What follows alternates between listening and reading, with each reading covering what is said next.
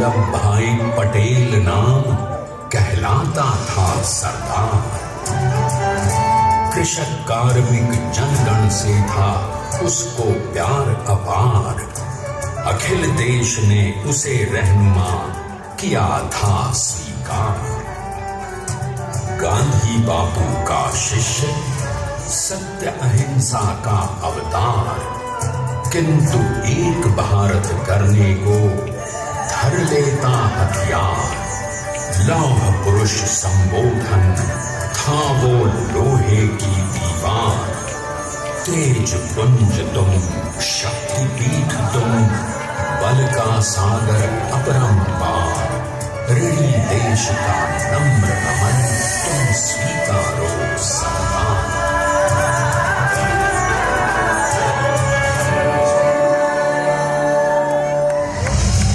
1857 में अंग्रेजों को ललकारने वाले पहले स्वतंत्रता संग्राम के एक सक्रिय सिपाही थे झवेर भाई पटेल।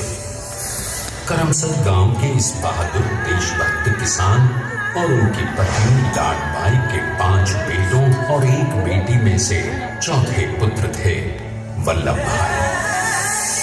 बालक वल्लभ ने करमसद के बाद नडियाद से अपनी हाई स्कूल की शिक्षा पूरी की। फिर 13 साल की उम्र में उनकी शादी भी हो गई, छोटी सी झवेर बाई से। 2 बच्चों, बेटी मणिबेन और बेटे ताया भाई को जन्म देने के बाद झवेर बाई असमय ही चल बसी। सदी बदलने और 20वीं सदी आने पर उनका जीवन भी एक चमत्कार की तरह बदला। पीडर का इम्तिहान पास करके वो वकालत करने लगे। पहले गोधरा, फिर आनंद और उसके बाद अहमदाबाद में। मगर जल्द ही वकालत छोड़कर वो बैरिस्टर बनने की इच्छा से इंग्लैंड चले गए। लंदन में बैरिस्ट्री में अव्वल आने और वजीफा जीतने वाले वो अनोखे भारतीय थे। अब तो अहमदाबाद की वरिष्ठ अदालत में बैरिस्टर पटेल की जिरह और जीतों की धूम मच गई।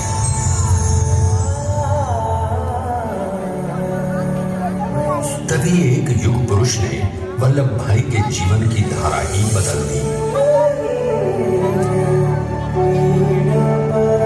दक्षिण अफ्रीका में सत्याग्रह के अहिंसक अस्त्र से गोरे शासकों को सबक सिखाकर भारत वापस आए बैरिस्टर मोहनदास करमचंद गांधी से मिलकर वल्लभ भाई ने अपने कुछ वर्षों से सीखे विदेशी व्यवहार और संस्कार हमेशा के लिए त्याग दिए और अब वो अपने खेड़ा के किसानों को हक दिलाने के लिए बापू के साथ आंदोलन में कूद पड़े।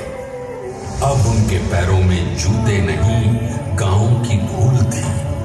हृदय में भारत भूमि की शस्य श्यामला धरती। मन में थे गांधी और मस्तिष्क में एक नए स्वतंत्र भारत का सपना।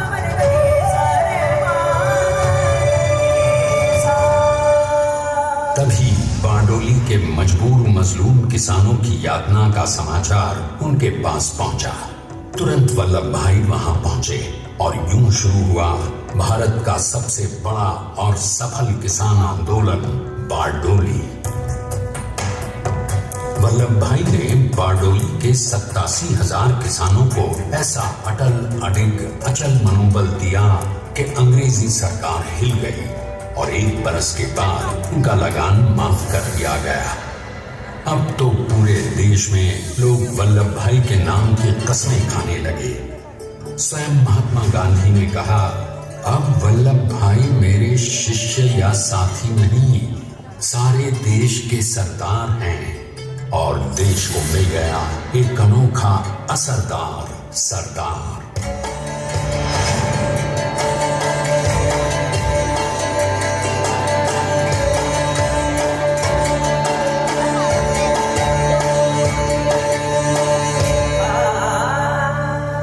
सरदार पटेल के नाम और देशभक्ति से अंग्रेज डरकर कांपने लगे। 1930 के नमक सत्याग्रह और दांडी कूच में वो बापू से भी पहले गिरफ्तार किए गए। तो सन 1932 में फिर उन्हें बापू के साथ ही जेल में 2 सालों के लिए डाल दिया गया। मगर आजादी के दीवानों को, स्वतंत्रता के परवानों को कौन गिरफ्तार कर पाया है? जेल से छूटते ही सरदार को कांग्रेस के नए राष्ट्राध्यक्ष पद पर चुना गया और उनकी सरपरस्ती में राष्ट्रवादी भारतीयों ने तमाम ब्रिटिश सूबों में जीत हासिल कर वहां अपनी स्थानिक सरकारें बनाई। किंतु सरदार का सपना केवल सरकार बनाना नहीं था। उनका स्वप्न तो था एक ऐसे नए भारत का जहां हर रंग, हर रूप, हर जात, मजहब, तबके का हिंदुस्तानी एक साथ मिलकर एक ऐसा नया भारत बना सके जहां पूर्ण स्वराज के साथ सारे समाज को गरीबी, अशिक्षा, छुआछूत से भी आजादी मिल जाए। इसकी पहली रणनीति थी भारत को अंग्रेजों की गुलामी से आजादी, ताकि भारत के लोगों की अपनी सरकार सबके साथ और सबके विकास के लिए काम कर सके। बापू की अगुवाई में अब देश ने अंग्रेजों को अंतिम चेतावनी दे दी, करेंगे या मरेंगे, क्विट इंडिया, अंग्रेजों, भारत छोड़ो। बस फिर क्या था, संघर्ष की रणभेरी बची। 3 सालों के लिए सरदार पटेल को भी सत्याग्रही नेताओं के साथ जेल में ठूंस दिया गया। 2 सालों के बाद अंग्रेजों को बापू के सभी शिष्यों और साथियों को छोड़ना पड़ा।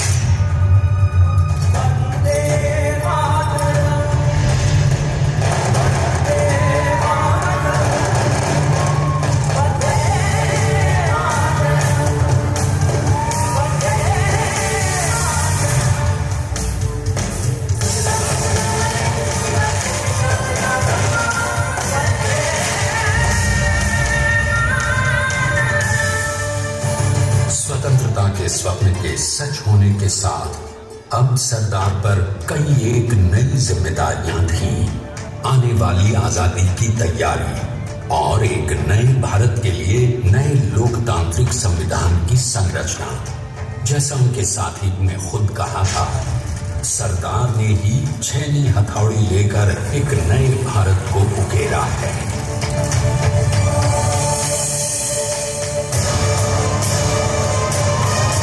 स्वाधीनता तो प्राप्त हुई, लेकिन खंडित भारत में भी उठते विभाजनवादी अंधकार को अभी दूर करना था। जब देश के खंड खंड होने का भय उत्पन्न होने लगा, तो सरदार ने निर्भय होकर खुद अपनी केंद्र सरकार और साथियों को भी चुनौती दे डाली और जम्मू कश्मीर को बचाने के लिए सारे देश का आकाश वायुयानों से भर गया।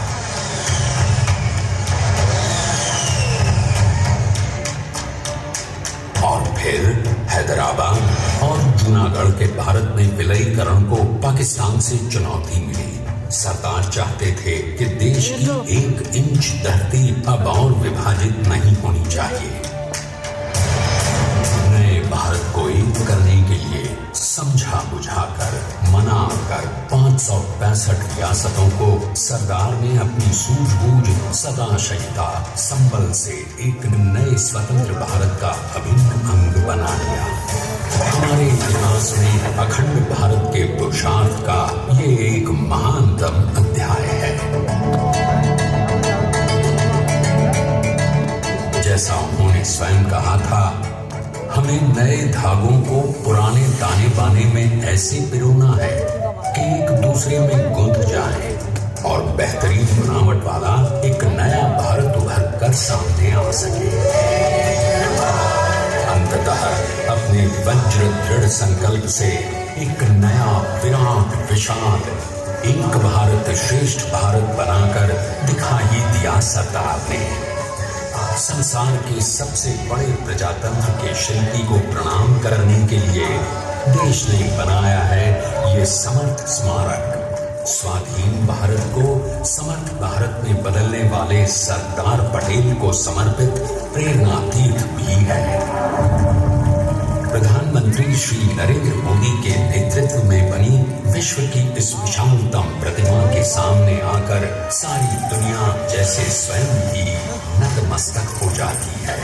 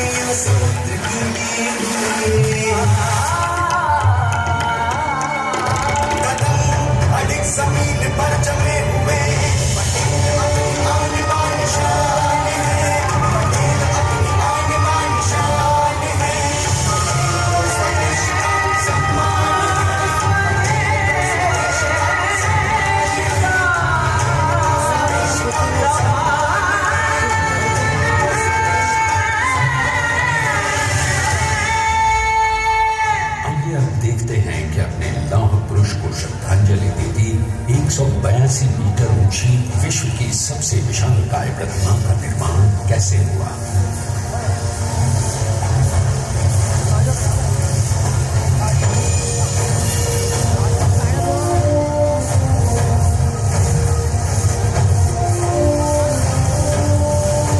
गगनचुंबी इस अद्वितीय अभूतपूर्व प्रतिमा को बनाने के लिए सबसे पहले नदी पर 4,500 क्यूबिक मीटर का राफ्ट बना और फिर सीधा 600 फीट का कंक्रीट का कोन बनाया गया।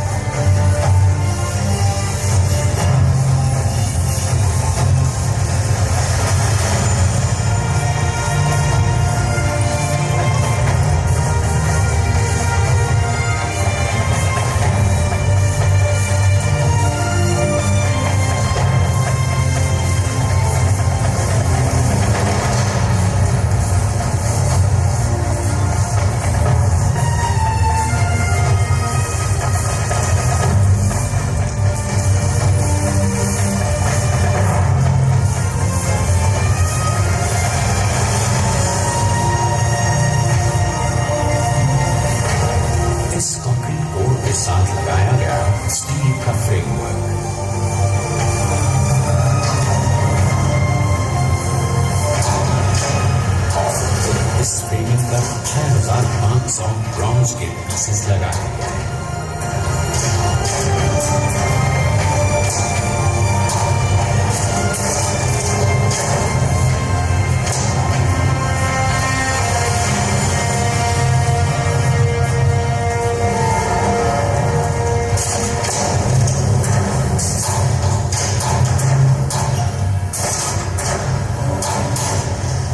सोचिए कि 182 मीटर ऊंचे इस भव्याति भव्य स्मारक के निर्माण में कितना सामान और मेहनत लगी है।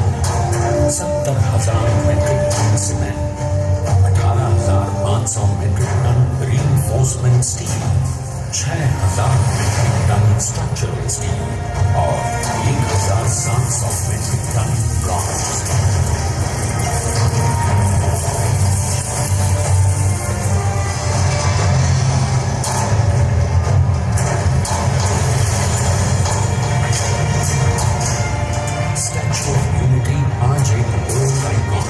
और इसे मुमकिन बनाने में एक सेकंड भी ब्रेक लिए बिना देश भर की टीम्स ने 24/7 काम किया। 250 से ज्यादा इंजीनियर्स, 4,500 से ज्यादा स्किल फोर्स और 10 लाख मानव दिन। हम गर्व से से कह सकते हैं कि कुल मिलाकर स्टैच्यू ऑफ यूनिटी के निर्माण में 95% माल सामान, मजदूर, इंजीनियर्स और एक्सपर्ट्स थे भारतीय। जानते हैं कि 182 मीटर ऊंची इस भव्य प्रतिमा को बनाने में कितना समय लगा? डिजाइन के लिए 12 महीने और निर्माण के लिए 34 महीने, यानी कुल मिलाकर केवल 46 महीने।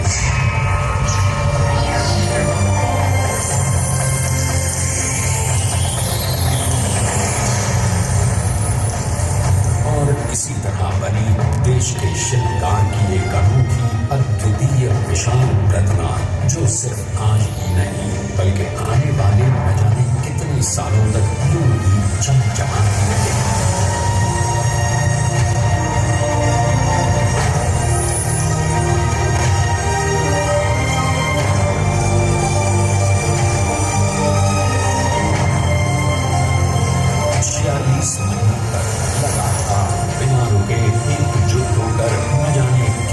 परिश्रम किया और उनका साथ दिया भारत की 125 करोड़ जनता। और तभी मुमकिन हो पाया एक ऐतिहासिक निर्माण जो आज कहलाता है भारत की नई पहचान। स्टैच्यू ऑफ यूनिटी, विश्व की सबसे ऊंची प्रतिमा।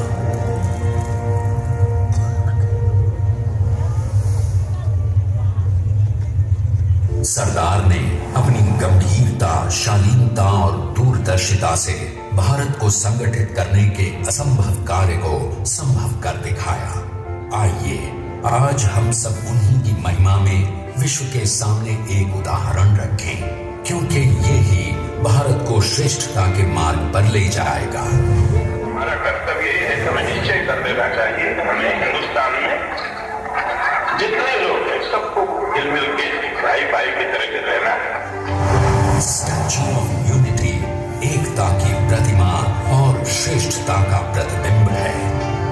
एक पहल है इस अखंड भारत को श्रेष्ठ भारत बनाने के सपने को पूरा करने के लिए।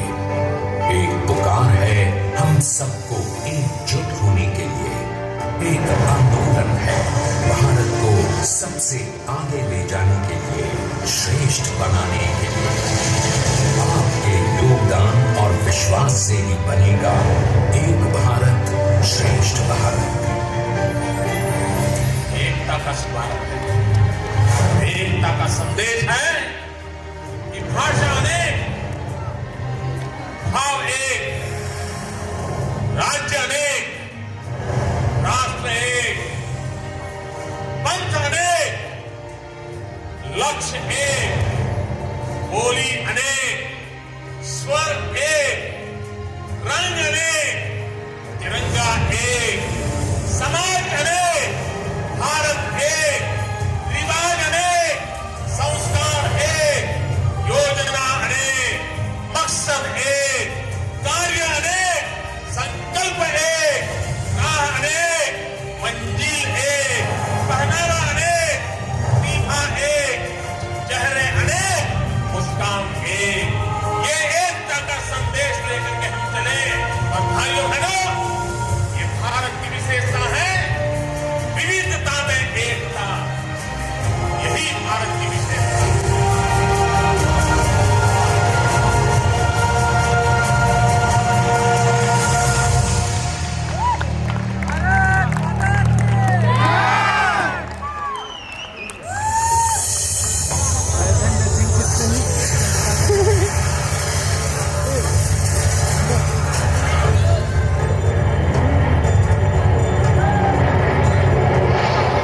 Stand up for the national anthem.